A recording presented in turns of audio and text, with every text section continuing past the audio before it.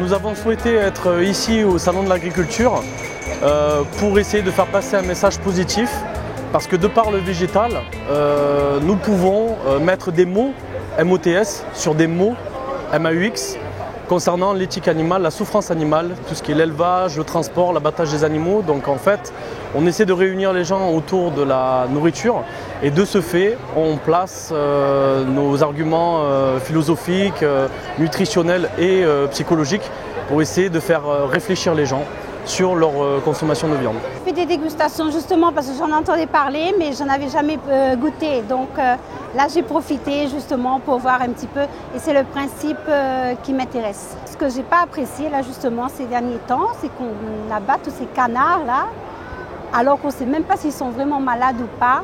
Ça c'était vraiment écœurant. Ça ne vous donne même plus envie de manger de viande comme on dirait. Hein? Non, j'ai déjà envisagé justement d'arrêter un peu de viande. Tout ce qu'on vend, nous, c'est des super produits végétaux. Hein. Donc on a des sauces, on a de la viande végétale, on a du pain aux fruits. Donc c'est de montrer qu'en fait, on arrive à se régaler sans souffrance animale, sans produits laitiers, sans œufs, sans miel. Ils sont surpris. Parce qu'ils se disent, ah oui quand même, effectivement vous ne mangez pas que des cailloux ou de la salade, donc déjà c'est un bon point. C'est-à-dire qu'il y a le goût, hein, il y a le palais, et après par contre il faut parler quand même aux gens, parce qu'on ne peut pas arriver à casser des décennies d'habitudes alimentaires si on ne leur parle pas. Parce que sinon les gens ne comprennent pas en fait. Hein. Pour eux c'est naturel, comme nous c'est naturel de nous habiller tous les jours. Voilà. On ne casse pas les clichés comme ça aussi facilement. Une assiette végane déjà c'est... moi je dis ça pour mon expérience personnelle, parce que moi ça fait 7 ans que je suis végane. J'ai pas l'impression d'avoir des problèmes de protéines, de fer et j'ai pas touché un médecin depuis des années. Donc ça va être principalement pas mal de légumes, des fruits et légumes de saison, mais aussi des céréales complètes. Je dis bien complètes, hein, parce que ce soit pour le sucre, le sel ou les céréales, il faut toujours les prendre complètes. Et puis de temps en temps, il faut se faire plaisir. Hein. Je veux dire, on a des falafels, on a du houmous, on a du sétan, du panis.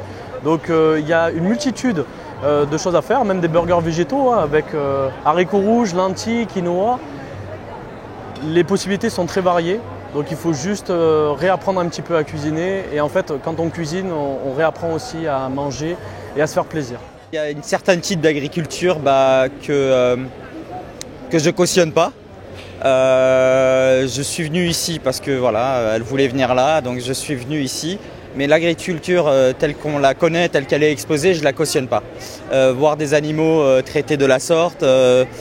C'est pas trop ma vision des choses. Malheureusement, quand on voit la réalité qui est vraiment choquante et qui est atroce, rien que d'en parler, ça me touche énormément. Donc oui, je suis pour que tout le monde soit informé, pour que tout le monde voit ce qui se passe réellement et pour que dans le futur, on puisse respecter un peu plus nos compagnons de vie que sont les animaux. Je pense qu'il faut jouer la carte pédagogie à bloc, parce qu'en fait ils n'ont pas d'animosité plus que ça. En tout cas je parle des citoyens lambda, je ne parle pas des chasseurs ni des éleveurs qui eux viennent nous agresser. Mais par contre les citoyens lambda qui viennent ici au salon, c'est peut-être pour voir des fois les animaux, hein, parce qu'on n'a pas toujours fait le lien. Je pense qu'on a tous mangé de la viande et on n'a pas forcément fait attention que ce steak qu'on avait dans l'assiette avait un visage avant. Mais c'est notre but aussi.